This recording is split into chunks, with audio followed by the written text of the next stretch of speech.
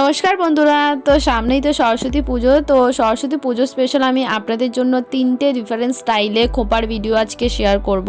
খোপাগুলো খুবই সোজা আর খুবই তাড়াতাড়ি হয়ে যায়। আর এই খোপা তিনটে আমি তিনটে ডিফারেন্ট শাড়ির ওপর ট্রাই করেছি। কোন স্টাইলটা আপনাদের ভালো লাগলো সেটা আমাকে অবশ্যই জানাবেন। তো চলুন শুরু করা যাক আজকের ফার্স্ট খোপাটা দিয়ে।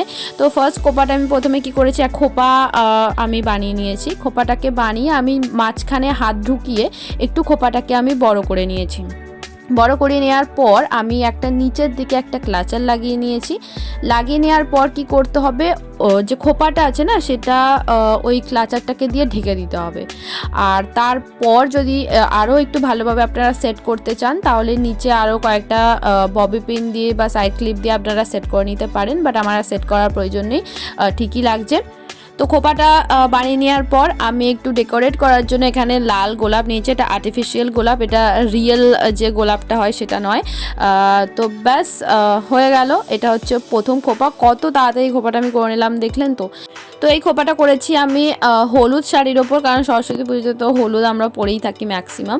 তো হলুদের সাথে আমি রেডের কম্বিনেশন করেছি, red tip, red lipstick, red rose and also red choker.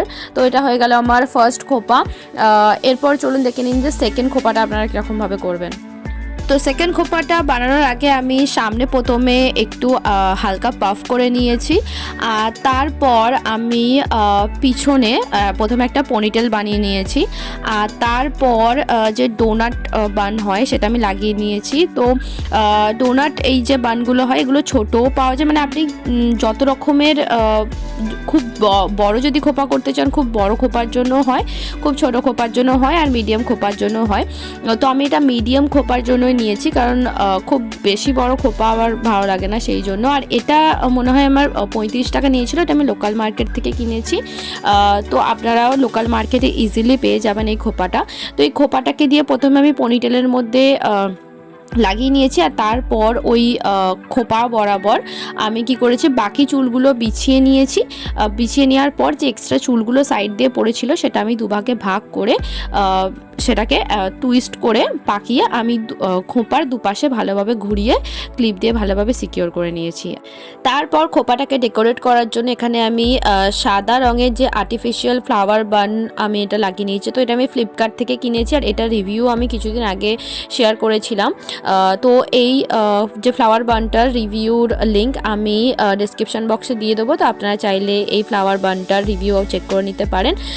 তো ব্যাস এরকমভাবে আমি কমপ্লিট করে নিলাম সেকেন্ড খোপাটা।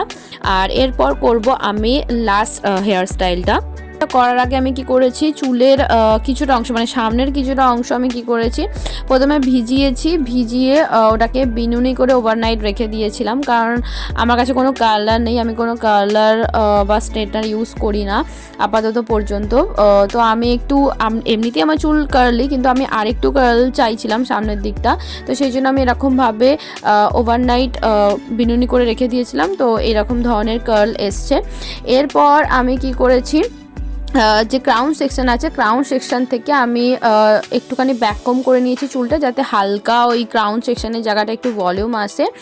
আর তারপর সেই একই রকমভাবে আমি পনিটেল বানিয়ে নিয়েছি। আর পনিটেল বানিয়ে নিয়ে আগের স্টাইলটার মতোই আমি ওই পনিটেলের ওপর একটা ডোনাট লাগিয়ে তারপর চুলগুলোকে ওই ডোনাট বরাবর বিছিয়ে নিয়েছি। আর এক্সট্রা চুলগুলোকে আমি পাকিয়ে ক্লিপ দিয়ে সিকিওর করে নিয়েছি।